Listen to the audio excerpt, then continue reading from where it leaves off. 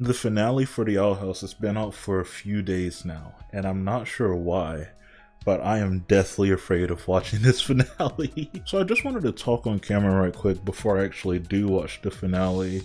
I wanted to talk about, I don't know, how I feel about The Owl House, because it's obvious that I really like this show. I've made so many videos and shorts on it, honestly speaking. And something in me is kind of nervous. A lot of people are talking amazing things about it, but I just have this feeling in me and I'm not sure why. I guess the best way to explain the feeling is to say that it's that feeling that, like, oh no, the show I love is about to end, or I'm not going to be able to watch anything new after I finally sit down and watch this. So what's the point? But like, you've watched everything else up to this point, so you might as well watch this. And I don't know why, I will watch this show. I don't know what I want to expect from this finale. Obviously, everything's going to turn out right because this is the season finale.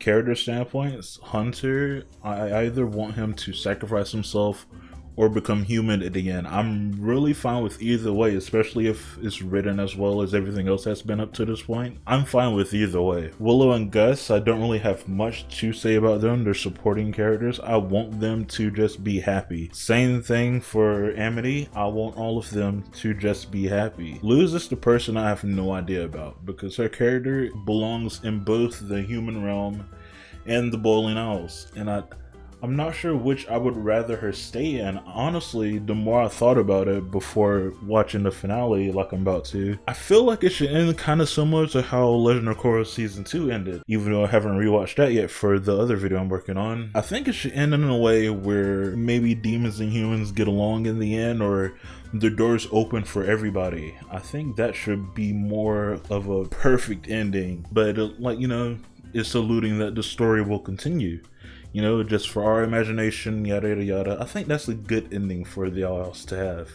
For the door to just be open for anybody. An open ending is a great thing for the Owl House in particular, because the world is so massive and there's no way they can tie in all the questions in one finale. But at least we can get a good ending to this specific story. And now it's time. I must bid you all farewell and go watch this finale. But in the meantime, while I'm doing that, I hope you enjoy season 1 and season 2 reviews that you're about to see, and then I'll talk about the finale more throughout the entirety of the season 3 review, I guess I should call it. The Owl House. I'm writing this introduction before I've seen a single episode, and I'm really excited for this, but I don't know what to expect. This is the next really popular Disney animation after Amphibia, which I also haven't seen, and both were made after the success of Gravity Falls, which I haven't talked about on this channel yet, but I did rewatch it when I planned to talk about it in October last year. I swear to God I did. I have no idea what to expect for this show though. My expectations are high because everybody says good things about this and praises it a lot, so I honestly can't wait. I'm talking about this show because you guys voted for it in the polls. If you want to have a say so on what videos I do next, subscribe and be active in those polls. It really does help me out to know what you guys want me to talk about. All these shows I have some interest in, but I just switched them around, yada yada yada, depending on what you guys want me to talk about. So this happens to be the next one, and the next one will probably be my Suicide Squad video, maybe some stuff in between that, but yeah, subscribe, be active in the polls. You never know when I'm going to be asking what videos I want to do next. The Owl House is a Disney animated series created by Dana Terrace, who has storyboard credits for Gravity Falls, so I was heavily anticipating this series and learning more about it. If you want to know what The Owl House is about, it's about this young girl who's just super quirky. Everybody's just so tired of her quirkiness. So her mom is planning to send her off to some normal summer camp to teach her about normal things and for her to stop being so quirky. But before she could leave, she got sent into this weird door, being taken to this magical world full of other quirky people just like her. This part was written after I seen the first few episodes of this, and why did nobody tell me this show wasn't finished? Like I honestly, I probably wouldn't have put this in my polls if I knew this show wasn't finished, but I'm a man of my word, so you know what? We're going to talk about this series even though it's not finished. I'm going to talk about season 1 alone though. We're going to touch season 2 later on when that finishes. So let's go ahead and jump into The Owl House. Season 1. Season 1 has honestly been a really cute ride so far, with lore sprinkled all over it. You would assume I'd be tired of a trope where someone tries to be the greatest blank of all time, whether it's pirate or wizard king, hero or Hokage, but I think this stands out pretty well, especially with it being a cartoon and us following a female protagonist for once. I really like how they refuse to follow the chosen one trope. Usually in a show, movie, or game like this where someone is sent or transported to a new fantastical world, it always turns out that that person is destined for greatness, which could still be true later on for this, but early on they make it very clear that this is not that trope. The second episode in particular does this, where Luz meets this wizard who sends her on a quest to find a staff only a chosen one can release, only for it to end up being a trap set up to try and capture Ida. They make it very clear that this isn't our imagination of how a fantasy world should be. They play around with that concept pretty well. Honestly, love the pacing of this show. It has a slice of life kind of pacing to it. I can see if that turns people off from this, but things are still very serialized. There's this whole slow build of her being banned from the school in the early episodes to Ida finally enrolling her halfway through and her end up actually going to the school. I just think it's paced really well, where things are actually rewarded for us watching this. I don't want to do this, but comparing it to Gravity Falls, I just enjoy the way that this is structured a lot more. Gravity Falls is split its serialized and comedic episodes from each other, which is a fine way to do it to let us know the characters, but I think this blends them together pretty well in a strong way, where episodes seemingly have no importance to the overall story, but they always end up giving us enough information to maybe end up thinking that it is just as important as any other episode would be. I think the main difference is that this is trying to establish an entire new world along with setting things up for the future, so everything just seems new and important. We're just like Luz, bright-eyed, new to this world, and having high hopes for what this world has to offer. Honestly speaking, I might just be a fan of slow gradual builds and seeing people aren't just tropes and they act a certain way for a reason. Like Amity, whom I swore was going to just be a mean girl, a rival to Luz for the entire series. But again, it was only for the first half of this season, cause Luz's personality is so strong that even Amity can't help but to like her. I know these two end up together later on, and honestly, I'm really here for it. It's a sitcom trope where the person that the mean person is rude to the most eventually ends up together with the mean girl, and I don't know, I'm a sucker for romantic stories, so I really just like this.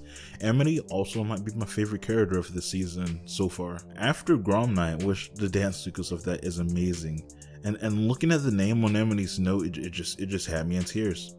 It had me in tears, this whole segment. Amity cannot hide her feelings anymore and just acts flustered around Luz a lot after this, and it's just so cute. Like, Jesus Christ, it's just so cute. Having this slow pace to end in such a big bang at the end of the season is great. The status quo has been shaken up and will not be resetting. A great way of ending a season. Before we get into the overall section, I do have one question. At the end of Grom Night, where Luz finally had the courage to message her mom back, and her mom said she loves the letters she gets, and it cuts to her next to a lot of letters that we know aren't from Luz. I'm losing my shit, guys. Like, who are they from? No one was there in the first episode in the World War to know what's going on. Like, am I crazy? What's going on here? I should probably have written this part after I've calmed down and had time to think about this a bit more, but this season's fantastic. I'm just gonna say it. I really like this season. Perfectly paced, great characters all around. The only flaw I could give this is that sometimes they like to shoehorn a petty drama between Willow, Gus, and Luz. Like, they aren't going to end up friends again at the end. Like, I just don't care for that. I just don't care for that. Ida and Lilith's story, just fucking perfect. Just fucking perfect. I can't believe she did that to her. What a bitch. I don't forgive her. We hold grudges on these parts, guys. Like, I'm still ready to scrap Lilith whenever I see her. Like, don't show up her on my side of town, you know? If you made it this far and haven't seen it yet, I highly recommend it if you're a fan of modern cartoons. This takes what has been good so far and drives it even more in the right direction. I forgot to mention the animation, especially for a few fights, is hot as hell. Chef's kiss, mwah, mwah. A great story overall. Am I too positive in a lot of my videos? I'm not sure, but this is I'm down to watch a bad show, but this is just a really good show. Like I'm going to lose the streak of watching really good shows eventually, and I'm going to be so sad when I do, but this is just such a good show.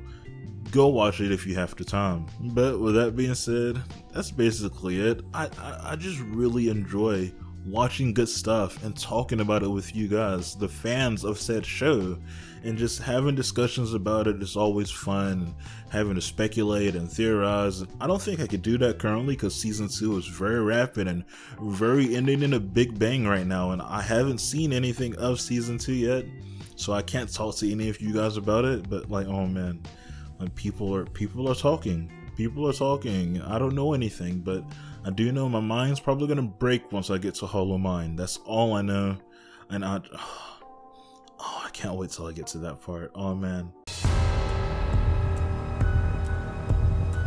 The Owl House. This season has not been holding back. I'm writing this intro after 10 episodes and so much has happened already. More backstories, development, Luz seeing and talking to her mom, the Day of Unity, it's literally insane. But probably due to the fact that it won't be continuing after season 3, which is the dumbest idea ever, Disney. This is your most popular show. I think the best way to discuss this season will be to talk about it in sections. Starting off with the story, then Emperor Belos, and then in off the sections with a little bit of the collector, you know what I'm saying? The story of this season was a lot more fast-paced than last season. What I praised about last season was that it felt like more of a slice of life that's main focus was to set up the world and then focus on character interactions and how that impacts the world they live in. This season gave us a few episodes of that, but a lot of stuff are being sped through. We don't have a lot of time to follow Emily and Luz to see them grow to the point where they ask each other out, cause they do it immediately. We don't get to see much of Ida trying to overcome the Owl Beast, cause they do the whole strike a deal and become one immediately. We don't get to follow Luz's journey of creating a portal and seeing her mom for the first time that much, because they do it immediately. We also, when Luz saw her mom, got the answer to who's been pretending to be Luz this entire time, which is something that I did not see coming anytime soon.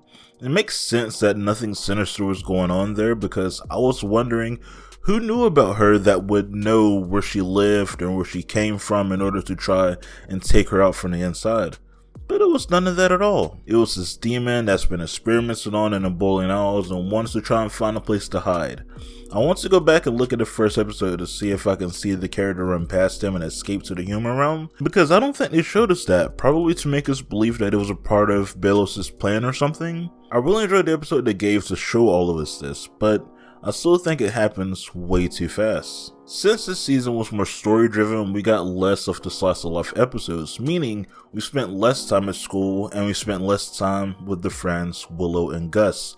Early on during the season, I would have made a complaint that they weren't used enough, but eventually the season found a role for them to be in surrounding the development of Hunter and teaching him how to interact and socialize with people, because that's all he really needs. But the things they did give time to, they did really well. King's story of figuring out who his father is and where he comes from, giving us different twists and turns that, oh, he's a demon, but he doesn't belong to any of these categories. He's one of the Titan Trappers, but things are looking a little too good to be true. Then the reveal happens, and I both saw it coming and didn't see it coming. The fact that King turned out to be what he is makes so much sense that I didn't even think of it. The entire season's story was told by the Clutches that King was going to be something special. He started developing powers, and after the reveal, he started to have these dreams where he was overhearing the Collector talking to Belos. Now the question comes to mind, I know he's connected to them and how, but why can't he overhear them, especially if that was supposed to be the realm his father trapped the Collector in? The other thing that they decided to give a lot of time to was Emperor Belos and the reveal that they gave him. I both love and dislike how they did his reveal because it was something that we as an audience knew before the main characters, where I would rather find out at the same time as the main characters. It felt like the writers assumed the audience would probably already figure it out, so they decided to confirm it to the audience that their assumptions were correct first. The only reason that it worked is the thought of how Luz would react when this information was revealed to her. How Luz would react when she finds out that in a way she helped Belos become the person that he is today. He's a witch hunter, and the Day of Unity is the moment where he will try to take out all of the witches who trapped themselves to a coven. The way the season ended was amazing. I'm not going to spoil the ending, but just know, oh my god, I can't believe that happened. I'm so excited to watch the season 3 premiere after this. I want to talk more about Belos, so this is where I'm going to say spoilers ahead, so if you watch further, I will spoil Belos' reveal and potentially the ending afterwards. This season starts off with Luz getting this human journal from the library because it turns out there was once another human who lived here, and it's possible that his journal might have something of him finding out a way back to the human realm. The journal was eaten by a mouse, but lucky her, it was an echo mouse that turns what it ate into some sort of a slideshow. So Luz takes it in, and lucky her again, the human known as Philip was studying the world and trying to create a portal back to the human realm. Philip's studies fascinated Luz, and she basically became a pseudo student to the writings. It comes to the point where she learns that there are these time portals and decides to use one of them to talk to Philip personally. While there, Philip manipulated her and Lilith to use them as sacrifices as he tries to find the Collector. He succeeds, they didn't die though, and that's when it's revealed to us, not Luz, that Philip is Emperor Belos. Luz didn't fight out into a hollow mine, which is such a good episode in itself, oh my god. Belos' motivations throughout all of this has been one of the main questions running through my head while watching this series. Why does he hate wild magic? Why did he decide to become the Emperor? Why is his plan now to kill all the witches? While they did answer the first two with the Day of Unity, we still had no answer to why he wanted to kill all of the witches. Why does he think that when he goes back to the human realm, he will be reveled as a powerful witch hunter? Then it hit me. Witch trials. I'm not going to spoil anything about season 3 episode 1, but that does answer the question that I had there. Let's talk about some obvious real world comparisons. Philip came to the demon realm sometime in the 1600s. You know what was also a huge thing back then? Witch trials, and the most notable one, the Salem witch trials. Since Philip grew up around that time, he was under the impression that all witches were evil and should all be eradicated. I wouldn't be surprised if he burned some himself during his time in the human realm. So now my mind is coming to the conclusion that he was under the impression that if he killed off all of the witches, then went back to the human realm, he would be reveled as a hero. He would want to become the emperor of the human world as well. There's one problem with that plan he's not aware of though. He's been there for literally hundreds of years. Not only is his body deformed and he no longer resembles a human being, but in 2020, which I assume is, the time period that the human realm takes place in, they don't believe in witches or have witch scares anymore. Hell, witchcraft is a very popular thing that many people actually study, so his plan would fail. It just wouldn't work, and he would have killed thousands of witches for no reason.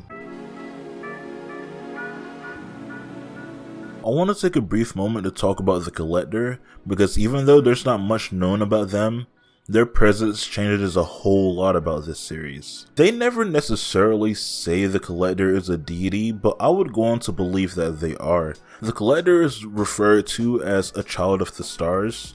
They used to freely roam around the realm but was trapped in limbo years ago by a titan for a reason that we aren't aware of currently. They are very powerful, and that is made abundantly clear with how quickly and easily they stopped the draining spell from killing all of the witches off, and from what it seemed like at the end of season 2, rearranged the realm to something of his liking. Their mannerisms are that of a child, very selfish, only motivation is that they want to play fun games and not be bored, which people like the Emperor manipulated, and to be fair, our main cast did as well, but it was for the greater good, and I'm sure King is being forced to play with him or something. I don't have many comparisons to give, but two, and that's Mew from Pokemon and Zeno from Dragon Ball Super. All of these designs and mannerisms are very childlike, and that's not by accident. The character designs are meant to portray innocence or purity because specifically for Zeno and the Collector, they have killed people without a second thought and only to get what they want, which makes for a great dichotomy of evil and abhorrent things being done, while also adding very childlike and innocent and like they did nothing wrong, which makes them some of the most terrifying creatures to imagine. Nothing is evil and nothing is good to them. They are only doing things to benefit their own desires and wants. Overall, this was a fantastic season. I already knew what I was going to be getting in for before I started watching. I already wrote the title of this video being Season 2 is crazy or insane, and that's what it is. It sucks that this was cancelled or stopped after season 3 because it has so much it can still do with the story, and it probably would have helped this season breathe some because it was non-stop plot development almost. But the quicker pace did make for this season to be more entertaining and harder to put down.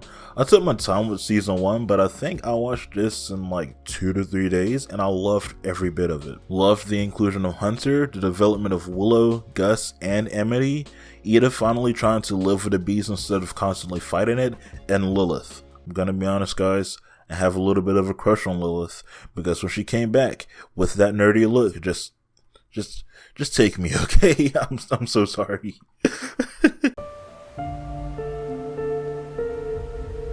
Season 3 is the Owl House's most important season, along with its most important episodes. With these, it'll probably go down in history as a classic, one of the best. If you thought season 2 went by fast, this season blitzes by. It completely speeds things up to an umph degree because it's a season with 3 episodes that are like 50 minutes long, so that's a plus, but 3 episodes. God, I hate companies sometimes. The first episode could have been an entire season on its own. It was about the gang in the middle of the human realm trying to get back on their feet and make a portal. But at the same time, Hunter and Luz have their own problems. They both feel worthless for the truths that had been revealed to them the season prior.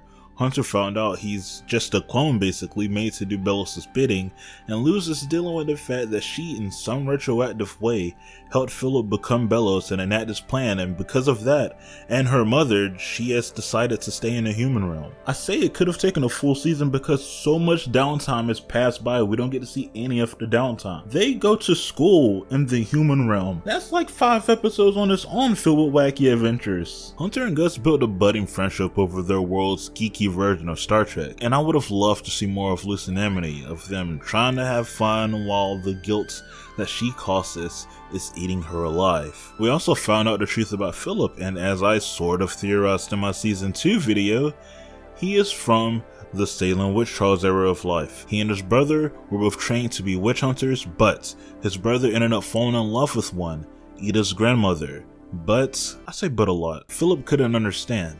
He thought the witch had cursed him into doing this, so he killed his brother to release him of the curse. The twisted hurdles of denial you had to go through to make sense of this in your head is wild. Belos at this point where we meet him is beyond helping. He's too far gone, and the irony isn't lost that someone who puts humans on a pedestal is doing this to become a hero in the human realm is the one who looks most like a monster out of everything we've seen in this show, and he just won't go away. He has taken a hold of Hunter and is using his body to locate the Titan blood in the human realm. And once again, Luz has inadvertently in some way helped out Belos. Now the portal is sitting right in front of him. He's ready to go in, and there's an all-out battle that happens. Everyone tries to stop him, including Flapjack, and that's when the biggest death in the show happens. Belos, controlling Hunter, has killed Flapjack, the first friend Hunter was ever able to make. Someone who he tried to keep safe from Belos for the longest,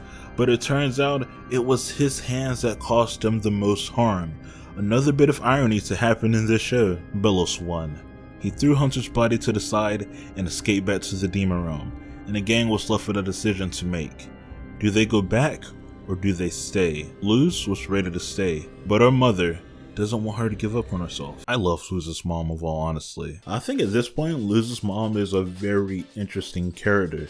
To finally bring her from the background to the forefront and make her an important character, from having her being seen as antagonistic for the longest time to now, it's seeming like she's just someone caring about her own kid, as most parents would be. It's something interesting, something memorable. It's like the Benson from Regular Show thing, where a lot of people who grew up with Regular Show are now saying, man, I hated Benson as a kid, but looking back at it now, dude, he should have fired Mordecai and Rigby from the first episode. They put this poor boss through it. The same things can be said for Luz's mom, and probably will be said later on if some people still don't like her. I'm pretty sure things have changed now after she explained her reasonings for stuff. I feel like before we got to know her, there was a lot of hate going around about her because she wanted Luz to stay with her and for her to have a normal life. In reality, that just makes sense that a parent wouldn't want their child in a strange place where they could die or get taken advantage of at any moment. They wrote her very well, in my opinion. She wasn't even antagonistic towards the kids when they all appeared at her doorstep. She instantly took them in and helped them get their morale back up. And after seeing how much this means to Luz and how much she has grown from these adventures, she's not gonna let Luz give up, especially while she's at her lowest. Once they're finally back in the demon realm, everything has changed. Everything they once held dear to them, like the Owl House, is destroyed, abandoned. The setting is desolate. Nobody anywhere near them until this wave of magic appears throughout the entire city, giving it a setting of a toyland that's appeared here out of nowhere. And then we see the Collector running around with King and stopping what we assume to be Ida's curse form. Everything just has this creepy funhouse vibe, because it turns out he has turned most of the citizens into dolls that are only active when he powers them on. I said in the second season review that the Collector was childlike. No, I take that back.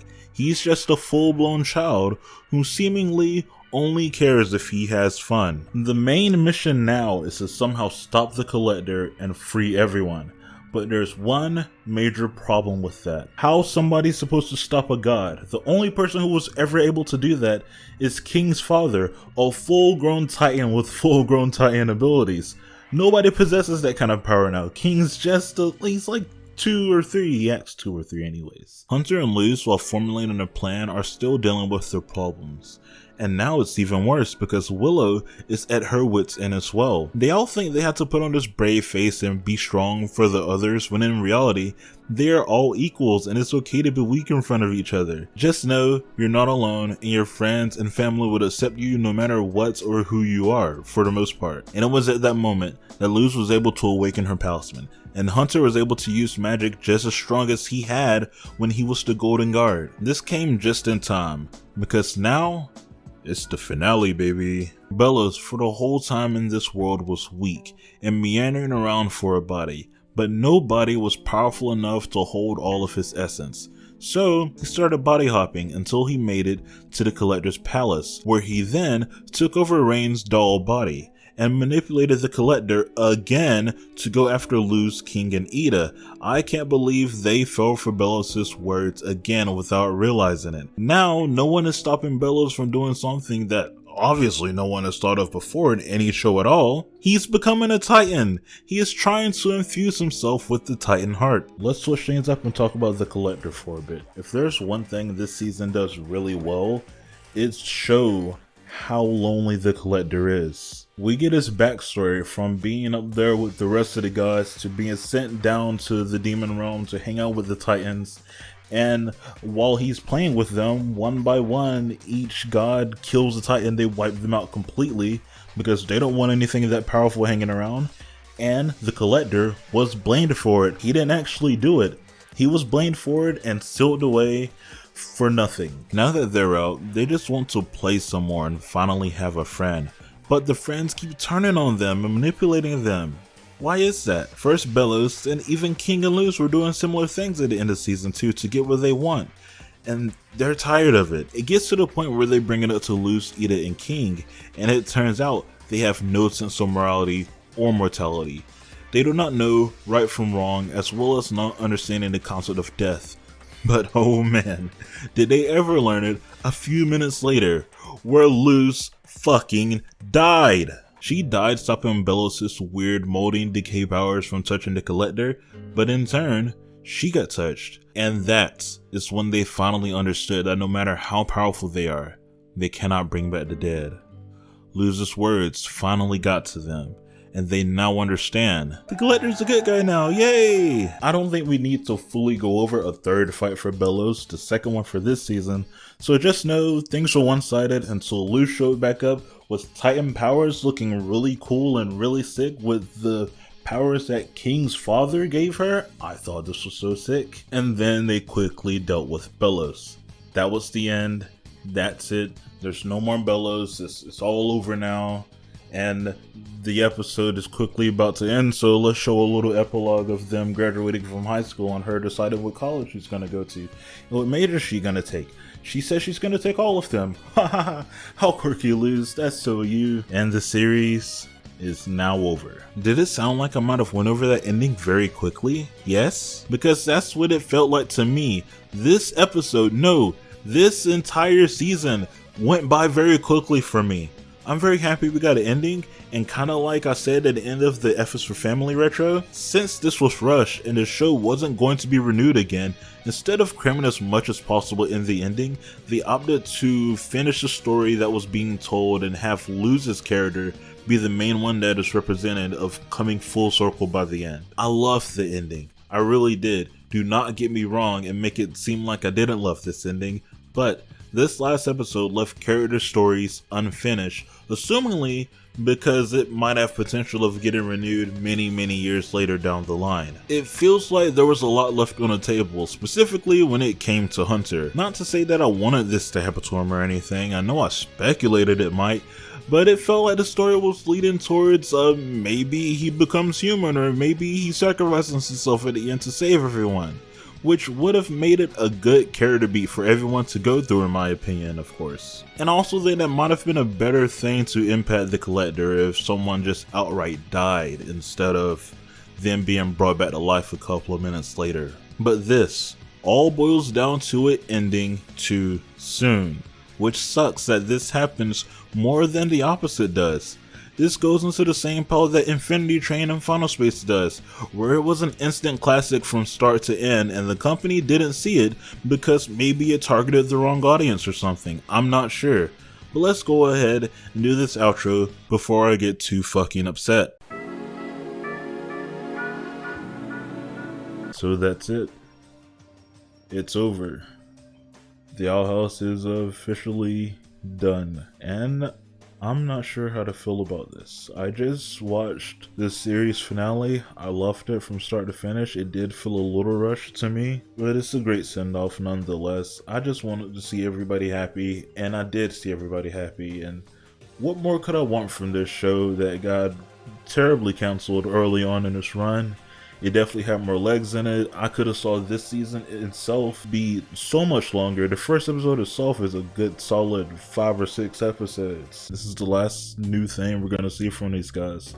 For a while at least, unless Disney does something else with them. I do think Disney dropped the ball by canceling this. This might not have been their most successful show ever, but it was generational. I think this was a classic show. I'd love to see another story about Dana, especially with this being her first run at doing her own show.